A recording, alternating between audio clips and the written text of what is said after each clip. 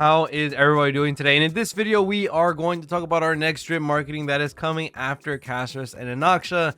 And of course, I haven't been able to record as much with me being sick and all, but I'm getting better. So this means that more videos should be coming out. Hopefully, maybe, I don't know. But we have Hyacine, however you want to say the name, and it is going to be Win Remembrance. Now, when looking at the description that she has around her, with her being a physician, her being a quote-unquote healer, of course, we've had situations like this in the past where characters like Jiao Shou, who was a medicine expert, who dealt with medicine, who was supposed to be a healer, was an agility path, and we thought, hey, they're gonna do some type of debuffing plus healing, you know, something really cool like that.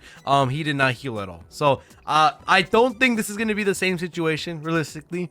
She really does match the aesthetic of a healer for the most part, and not only that, she shares a very striking resemblance to a character in Genshin Impact, which is Barbara, who is a healer. So I don't know if anybody's put two and two together, but they kind of look the same realistically. She just has the pink hair, just slap on the, I guess you say tannish hair, or however you want to say, type of hair onto her, and that's basically Barbara. But looking at Remembrance is realistically an umbrella for a character with a summon, but realistically they will have some type of specific utility to them that is going to define their playstyle, right? We have Castris and Aglia, they're both the DPS version of Remembrance. We got Remembrance MC, and we have well, just Remembrance MC right now for support, for when it comes to a Remembrance support. And then now we're most likely going to see our first variation, or first resemblance or striking appearance of a Remembrance healer. I do think this is going to be a healer. It would just make a lot of sense when talking about the Remembrance path and just fleshing out that archetype for the most part. But what are we looking at when it comes to this character in specific, and what something like Luocha, what something like Aventurine, another character like Linksha won't be able to provide that Hyacine would be able to do? Because of course, being able to have these premium sustains that we've had beforehand, like Linksha, like Aventurine, like Luocha, any of these other characters, right, that have AoE capability of healing, have a lot of healing off field, and don't have to take up their turn, very skill point positive. What can Hyacine do for us that would make us have to pull for the Remembrance path? Now, there are a couple of things that they could do realistically that could be very strong, that could help out greatly when it comes to how strong the Remembrance path is and some of their key tendencies to have within that team. Hyacine could definitely heal across the board. I'm assuming that that might be the case. She's going to be able to heal everybody on the field, which isn't something really crazy because Aventurine, Linksha, Luocha can all do that. But this is more targeted to a character like REHOO, I think. I think we're going to go into a realm of replacing REHOO for Hyacine's kit. Now, of course, I don't know Hyacine's kit. I don't know any crumbs of leaks. So I wouldn't know. I'm just theory crafting here. It'd be funny if I was right on the nose and then Hoyo is going to be knocking on my door. But I do think REHOO, when it comes to her healing, when looking at her skill, that she has the, I guess you say, disadvantage that her skill is a 3-man heal, right? You can only do the person in the middle and then the people on the sides, and the person in the middle gets the benefit of the instant cleanse and all that. And you have 3 turns so that anybody who's their ultimate or anybody that takes their turn gets cleansed, you know?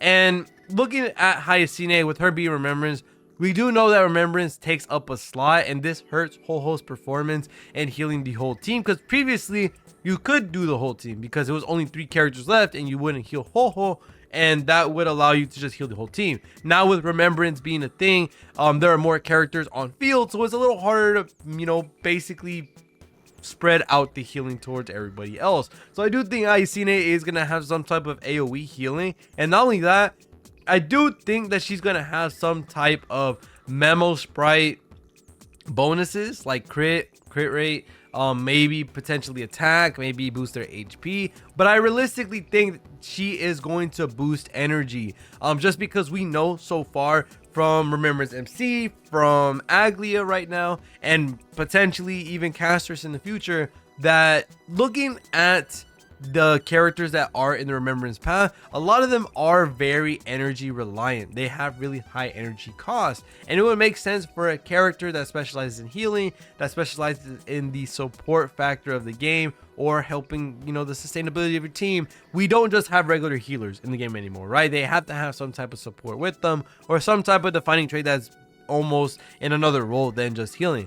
So I do think that we could look into the avenue of her helping out Memo Sprites with their crit rate, crit damage, anything in that sort, to specialize in that archetype, which of course what Honkai Star Rail always tries to do when bringing out new characters for different archetypes. I'm pretty sure they're going to add some type of bonuses for Memo Sprites, and also for their holders.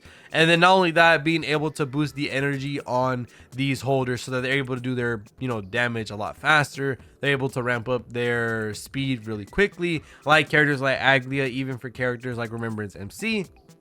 And for, of course, any future Remembrance characters that come out. I don't think this is going to be a general support or a general sustain for everybody in the game. I do specifically think this will be towards just the Remembrance path, but will make a lot of sense because they've been playing this game for quite some time.